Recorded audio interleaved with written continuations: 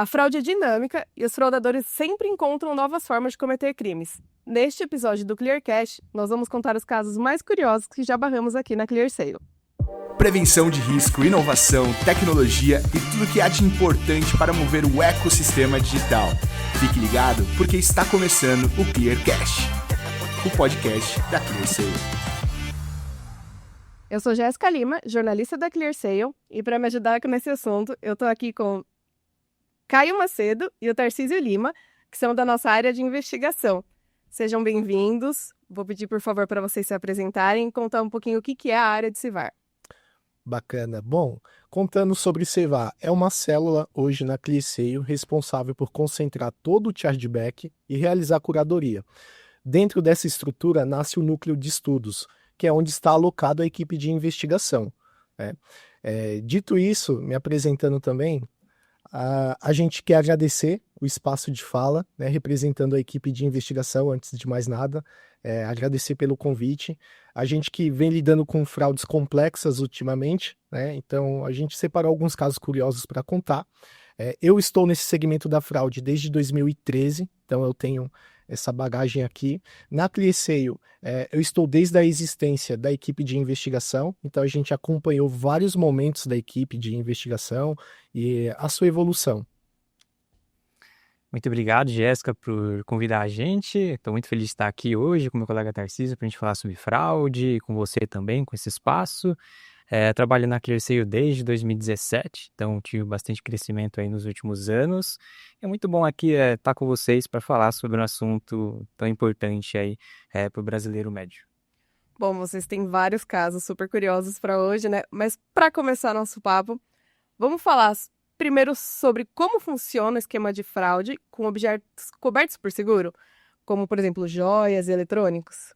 Sim, a fraude hoje em dia ela tem uma modalidade muito diferente, que hoje o fraudador ele não precisa necessariamente receber o produto para conseguir ter uma fraude ou um golpe bem sucedido, que é a fraude de seguro. Então a gente percebeu nos últimos anos, nas nossas investigações, que existem alguns casos de várias compras recorrentes por certo CPF, que ele sempre recebia o produto, mas sempre devolvia. Então a gente olhou para isso e a gente achou muito estranho, porque de início um cliente médio ele não costuma fazer esse tipo de coisa, e a gente descobriu que ele tinha ali um interesse em conseguir as notas fiscais daqueles produtos. Por quê?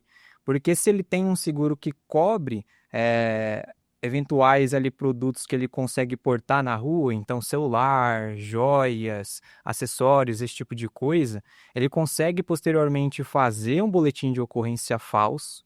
Então, assim, a gente percebeu que eles são tão inteligentes a ponto de colocar um endereço onde o assalto, o roubo aconteceu, que era um endereço que não tinha câmeras, Ou seja, se aconteceu uma investigação por parte da polícia, é um endereço ali que eles sabem que nada foi gravado. Eles forjam, então, um assalto falso no boletim de ocorrência e eles conseguem anexar tanto esse boletim de ocorrência quanto as notas fiscais para a abertura do sinistro daquele seguro.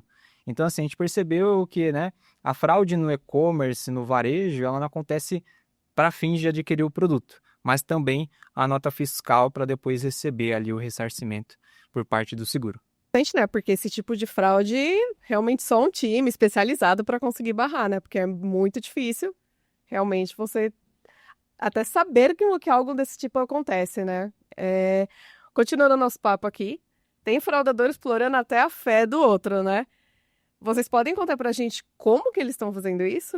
Claro, inclusive a gente nota que o gatilho da fé, a vulnerabilidade da pessoa também acaba se tornando um efeito atrativo para o golpista, Jéssica, se eu te contasse que algumas pessoas hoje, até por uma questão de uma necessidade religiosa, buscam alternativas através de trabalhos espirituais que são explorados por golpistas que se passam realizando favores espirituais, e tudo se dá diante da investigação que a ClearSale e a equipe de investigação conseguiu mapear, onde o golpista ele começa a exigir valores que são pagos em espécies, e ao longo dos trabalhos espirituais que são feitos, ele começa a evoluir, as quantias começam a ficar maiores, até que a vítima não consegue mais sustentar essa questão financeira, e ela apela para o cartão.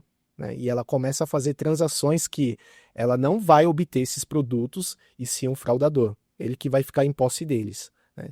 Só que em dado momento, as transações começam a ter outros valores e fica insustentável se manter. Foi quando a equipe de investigação, diante desse cenário, notou, né, que havia uma peculiaridade dentro desse contexto da fraude, onde a vítima tinha todos os seus dados, né, com alta credibilidade, porém o endereço remetia ao fraudador. Foi então quando, diante desse cenário, a gente notou que houve essa confissão por parte da vítima, né? E aqui a gente sempre orienta o quanto que é importante a gente desconfiar, porque esse tipo de questão, inclusive dessa vítima que estava bem fragilizada por se tratar de uma doença, né, com diagnóstico terminal, a vítima perfeita, acaba se tornando o alvo desse tipo de golpista. É curioso, não vou nem falar curioso, né, mas é triste você pensar que eles aproveitam até das fraquezas do outro, né, para conseguir ganhar mais dinheiro, para aplicar novos golpes, porque realmente é uma vítima que está completamente fragilizada e ela que vai fazer de tudo que ela puder, o imaginável e o inimaginável, para conseguir resolver a questão dela, né? Além disso, continuando também, nós temos a questão das fraudes que envolvem Pix, né? Nós sabemos que tem as questões do pessoal que clonam telefones celulares para pedir dinheiro, mas existem também outros tipos de golpes envolvendo o Pix. Vocês podem contar pra gente? Claro, acho que de tantas modalidades de fraudes que existe hoje envolvendo o Pix, uma delas, que é, eu acho que é a maneira mais fácil que o fraudador tem de realizar essa fraude, é o golpe do estorno do Pix. Isso acontece na maioria das vezes envolvendo chaves de Pix que são de telefones. Por quê? E geralmente o telefone que você coloca numa chave Pix também é o seu WhatsApp. Então ele consegue ali duas coisas: fazer uma transferência errônea de algum valor para você, então, por exemplo, 500 até R$ 1.000 a gente já viu, e depois ele te aborda no WhatsApp e te coage a devolver esse valor, dizendo que foi um Pix ali, uma transferência errônea que ele fez, para uma outra chave Pix, que não é daquela conta corrente que ele fez a transferência inicialmente. Só que aí, na maioria das vezes, né, a gente percebeu que a pessoa ela realmente cai e ela faz essa transferência desse Pix para aquela conta que ela recebeu a chave Pix via WhatsApp. E aí o que o fraudador posteriormente faz? Ele faz a contestação do pagamento no seu banco para receber o estorno por parte do banco daquele Pix. Então o que acontece? Ele duplica, né, o valor que ele iniciou o golpe. Então, se ele fez uma transferência aí de R$ 500, ele consegue R$ 1.000 depois, e quem fica com o débito é ali a vítima, né, que recebeu o Pix. Nossa, é cada coisa que chega a ser absurdo, né, gente? Quando você para pra pensar, porque realmente não é comum, imagino que para os ouvintes não seja tão comum esse novo golpe do Pix. E também tem um alerta para quem está procurando um novo emprego, né? Eles se aproveitam até desse momento. Vocês podem contar pra gente como que funciona? Claro, e inclusive a gente nota que não são somente as agências de emprego nem recrutadores de seleção que têm interesse no currículo. A gente nota que o golpista se aproveita dessa vulnerabilidade, onde a vítima demonstra essa fragilidade em querer se recolocar no mercado de trabalho e, consequentemente, ela acaba acatando algumas propostas fictícias, tentadoras de salários extremamente estratosféricos que não condizem com a realidade, né? O fraudador ele passa a disparar SMS massivos até que chega em uma potencial vítima, que desempregada entende que é uma proposta atrativa. É aí que ela interage com algum link malicioso e provavelmente a próxima condução desse modus operandi é o preenchimento de um formulário com dados pessoais e que são de cunho intransferíveis. E é nesse momento que o fraudador ele passa a se apropriar dessas informações, realizando aberturas de linhas de créditos, cadastros em lojas, inclusive até mesmo coletando a biometria da vítima, sobre o pretexto de ser um cadastro para o banco de dados de imagem dessa suposta empresa que nunca existe. É então quando a vítima se depara com uma ausência, um silêncio velado, né, porque eu preenchi, mas eu não tive uma devolutiva, e ela nota que começam a surgir transações associadas ao seu nome, ligações de cobrança, inclusive cartões dos quais ela não reconhece.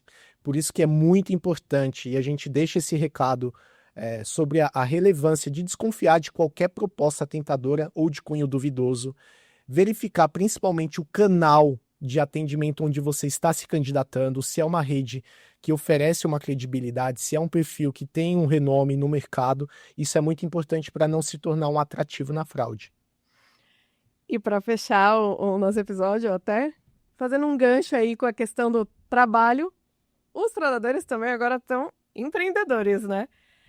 Vocês podem contar pra gente como que é essa fraude do falso vendedor? A fraude do falso vendedor, ela vem crescendo bastante nos últimos anos, principalmente na região sul e nordeste do Brasil, que são regiões onde faz muito calor ou faz muito frio.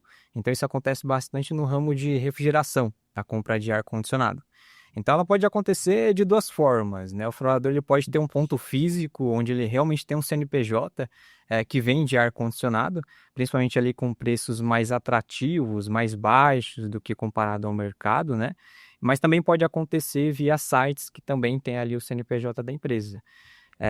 Nas nossas investigações, a gente descobriu que, apesar da empresa existir, apesar do CNPJ ele ser realmente um CNPJ válido, aquele fraudador ele não tinha um estoque daquele produto. Então, o que ele fazia? O cliente chegava até ele para fazer a compra, passava todos os dados, né? Endereço de entrega, e-mail, telefone, CPF. A única informação, o único dado que aquele falso vendedor ele modificava era o cartão de crédito.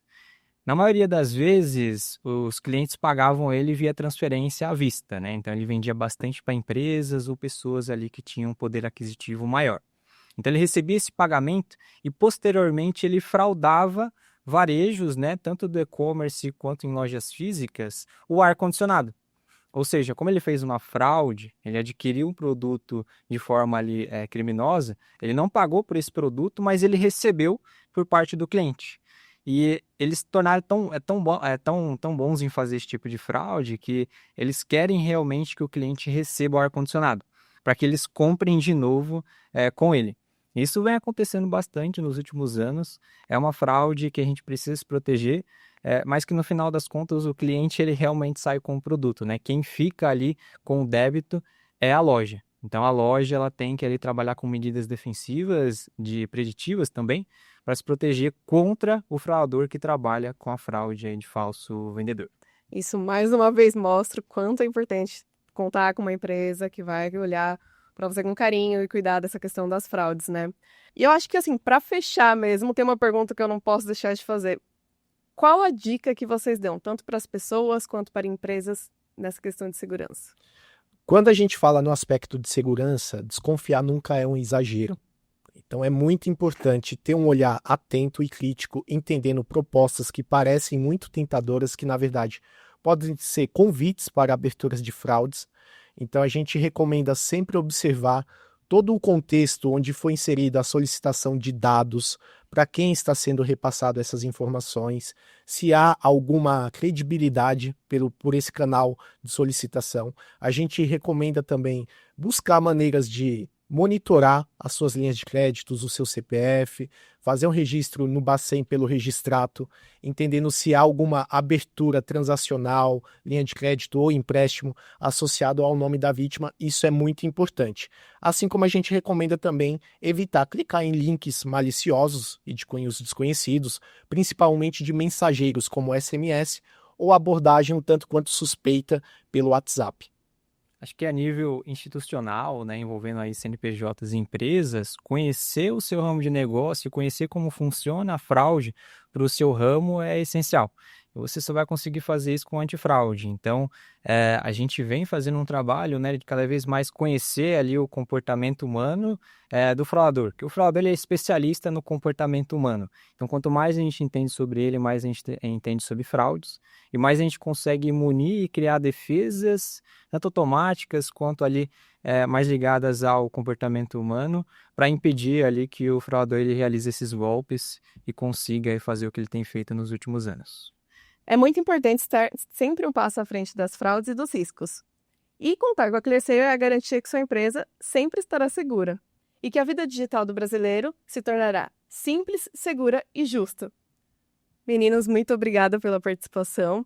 Foi excelente a nossa conversa, né? E eu tenho certeza que a gente ajudou muito os nossos ouvintes com todos esses casos curiosos e essas dicas também no final, né? A gente que agradece esse espaço de fala, representando a equipe de investigação. Fica aberto também o nosso convite, né? Vamos se convidar para fazer parte de novos futuros projetos aqui, participar, trazer a nossa vivência dentro das rotinas investigativas. E, novamente, aqui enfatizando o agradecimento por essa troca tão necessária e rica. Muito obrigado, viu, Jéssica? Obrigado aí, Tarcísio, pelo espaço, né? E poder falar desse assunto tão importante, né? Que é conhecer cada vez mais aí sobre golpe, sobre fraude e como a gente pode se defender também, né? Isso é muito importante. É muito importante ter esse espaço aí para a gente poder conversar sobre isso. Muito obrigado aí pelo tempo. Eu quero agradecer também a você, que nos acompanhou até agora. Gostou do episódio? Tem alguma dúvida ou sugestão? É só enviar para o comunicacão@clear.sale. Até a próxima!